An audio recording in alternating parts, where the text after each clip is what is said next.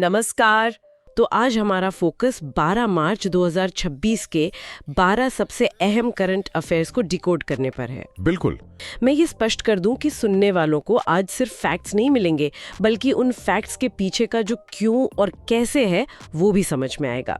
तो बिना किसी देरी के सीधे रक्षा क्षेत्र के नए आंकड़ों से शुरू करते। तो मैंने ये सिपरे की 2026 की रिपोर्ट देखी। ये बहुत चौंकाने वाली है कि 2021 से 25 के दौरान ग्लोबल हथियार आयात में भारत 8.2% हिस्सेदारी के साथ दूसरे स्थान पर है। हाँ, ये आंकड़ा सच में ध्यान खींचता है।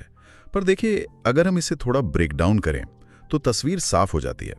इस लिस्ट में यूक्रेन पहले नंबर पर है 9.7% के साथ, और सऊदी अरब तीसरे नंबर पर है। मतलब यूक्रेन का पहले नंबर पर होना तो वहां चल रहे संघर्ष की वजह से पूरी तरह समझ आता है। बिल्कुल।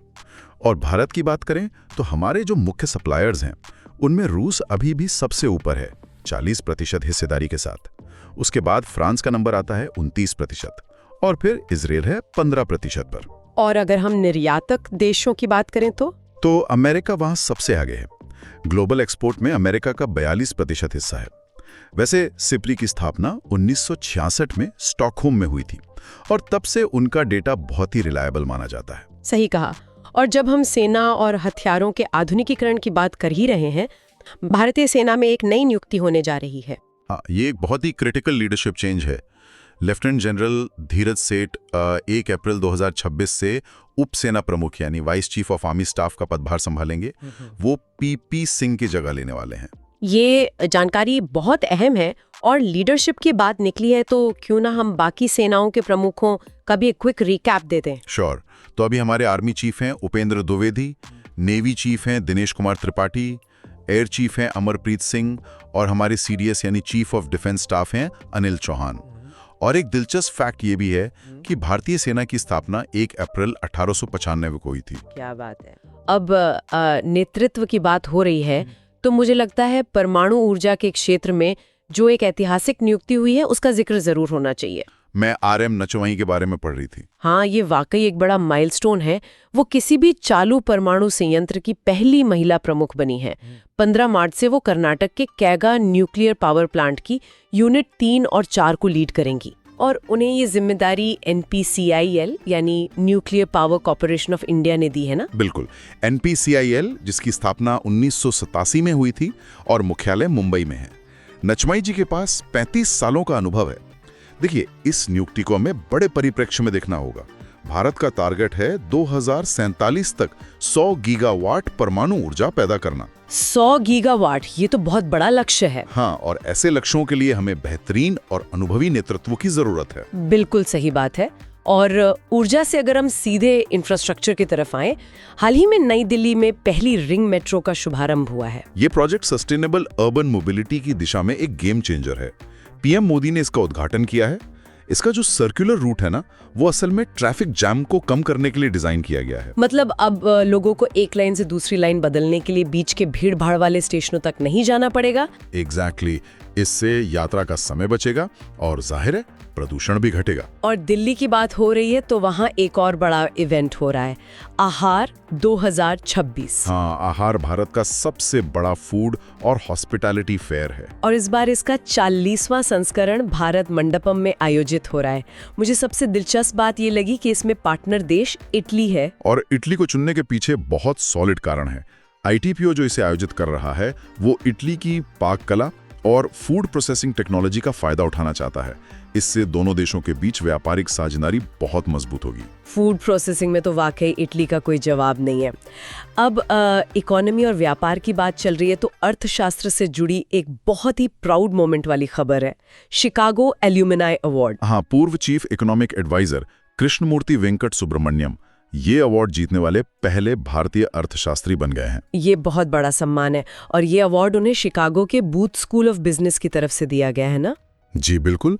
उन्हें ये सम्मान उनके कॉर्पोरेट गवर्नेंस और बैंकिंग रिसर्च के बेहतरीन काम के लिए मिला है। और बैंकिंग सेक्टर से ही एक और खबर है हमारे पास, डिजिटल बैंकिंग को लेकर फिनो पेमेंट बैंक में लीडरशिप चेंज हुआ है। केतन मर्चेंट को फिनो पेमेंट बैंक का अंतरिम CEO बनाया गया है। पेमेंट बैंक्स का रोल तो वैसे भी हमारे देश में बहुत तेजी से बढ़ रहा है, खासकर रूरल एरियाज में। बिल्कुल। फिनो का तो मुख्य फोकस ही कम आय वाले समूहों और ग्रामीण आबादी पर है। वो माइक्रो एटीएम के जरिए अपनी पहुंच बनाते हैं। कैशलेस इकोनॉमी को बढ़ावा देने में ऐसे ही मॉडल्स काम आते हैं। एकदम सही। चलिए अब अर्थव्यवस्था से थोड़ा शिफ्ट करते हैं और ग्लोबल हेल्थ की बात करते हैं।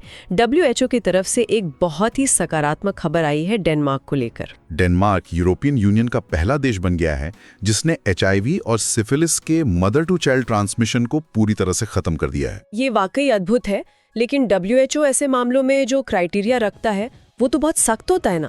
बहुत ही ज्यादा सख्त। इसके लिए 95% से अधिक टेस्टिंग और ट्रीटमेंट सुनिश्चित करना होता है और 1 लाख जन्मों पर 50 से भी कम इन्फेक्शन के मामले होने चाहिए। और डेनमार्क ने ये साबित कर दिया। वैसे WHO की बात आई है तो सुनने वालों की जानकारी के लिए बता दूं कि इसकी स्थापना 7 अप्रैल 1948 को हुई थी और इसका मुख्यालय जिनेवा में है। महानिदेशक टेड्रोस अधनोम घेब्रियस हैं। परफेक्ट जानकारी दी आपने। और हेल्थ अचीवमेंट की बात हो रही है तो भारत भी पीछे नहीं है। दिल्ली में 7 से 9 मार्च के बीच अंतर्राष्ट्रीय मलेरिया सम्मेलन 2026 का आयोजन हुआ। हाँ, मैंने पढ़ा कि भारत का लक्ष्य 2030 तक पूरी तरह से मलेरिया मुक्त होना है। बिल्कुल। यह सम्मेलन ICMR के तहत NIMR द्वारा आयोजित किया गया।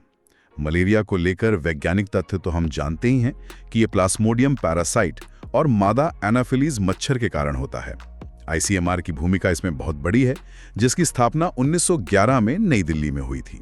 2030 का टारगेट काफी महत्वाकांक्षी है, लेकिन ऐसे सम्मेलनों से दिशा जरूर साफ होती है। अच्छा, अब नेपाल के आम चुनावों के जो नतीजे आए हैं वो काफी चर्चा में है। नेशनल इंडिपेंडेंट पार्टी, जिसे राष्ट्रीय स्वतंत्र पार्टी भी कहते हैं, उसके नेता बालन शाह या बालेंद्र शाह नेपाल के नए संभावित प्रधानमंत्री के रूप में उभरे हैं। और उनका प्रदर्शन बहुत ही शानदार रहा है। डायरेक्ट इलेक्शन की 165 सीटों में से उन्होंने 125 सीटें जीती हैं। ये बहुत बड़ा बहुमत है क्योंकि संसद में कुल 275 सीटें ही हैं। सबसे बड़ी बात यह है कि बालन शाह ने झापा 5 सीट से पूर्व प्रधानमंत्री KP शर्मा ओली को हरा दिया। ये तो बहुत बड़ा उलटफेर है राजनीति में। अगर वो प्रधानमंत्री बनते हैं तो वो नेपाल के तराई क्षेत्र के मधेसी समुदाय से आने वाले पहले प्रधानमंत्री होंगे। और मधेसी समुदाय की संस्कृति भारत के यूपी और बिहार से काफी मिलती जुलती है, तो ये कूटनीतिक और सांस्कृतिक नजरिए से एक बहुत ही अहम बदलाव है। सही कहा। अब राजनीति से थोड़ा ब्रेक लेते हैं और खेल के मैदान पर चलते हैं। क्रिकेट फैंस के लिए एक बड़ी खबर है, गैरी कर्स्टन की वापसी हो रही है। गैरी कर्स्टन का नाम सुनते ही 2011 का वर्ल्ड कप याद आ जाता है। वो अब श्रीलंका क्रिकेट टीम के नए हेड कोच बन गए हैं। दक्षिण अफ्रीका के पूर्व क्रिकेटर रहे कर्स्टन का रिकॉर्ड बतौर कोच बहुत शानदार रहा है। श्रीलंका टीम इस वक्त ट्रांजिशन फेज में है और उनका मुख्य फोकस युवा खिलाड़ियों के विकास और टीम के कमबैक पर होगा। कि एल्बर्ट पार्क सर्किट में ये खिताब अपने नाम कर लिया है। सीजन ओपनिंग रेस जीतना किसी भी ड्राइवर के लिए बहुत कॉन्फिडेंस बूस्ट करने वाला होता है। बिल्कुल, ये F1 कैलेंडर की सबसे लोकप्रिय रेस में से एक है। रसल की ये जीत पूरे सीजन के लिए एक टोन सेट कर रही है। तो इसी के साथ हमारे 12 के 12 पॉइंट्स पूरे होते हैं। 12 मिनट से भी कम समय में हमने हथियारों के आयात के डेटा से लेकर डेनमार्क की स्वास्थ्य क्रांति तक, नेपाल की राजनीति से लेकर F1 रेसिंग तक हमने डिकोड किया। तो दोस्तों, ये थे 12 मार्च 2026 के सबसे जरूरी करंट अफेयर्स, वो भी बिल्कुल आसान और पूरी तरह एग्जाम फोकस्ड तरीके से। आज का क्वेश्चन है, रणजी ट्रॉफी 2025-26 का खिताब किस टीम ने जीता है? Which team won the Ranji trophy 2025-26? इस क्वेश्चन का राइट आंसर क्या होगा? कमेंट जरूर करें। अगर वीडियो अच्छा लगा हो तो लाइक करें, अपने दोस्तों के साथ शेयर करें और चैनल को सब्सक्राइब जरूर करें। इस सेशन का PDF डाउनलोड करने के लिए हमारे टेलीग्राम चैनल से अवश्य जुड़े, QR कोड स्कैन करके, या फिर लिंक डिस्क्रिप्शन और पिन कमेंट में है। मिलते हैं नेक्स्ट सेशन में। Till then, keep learning, keep growing. Thank you.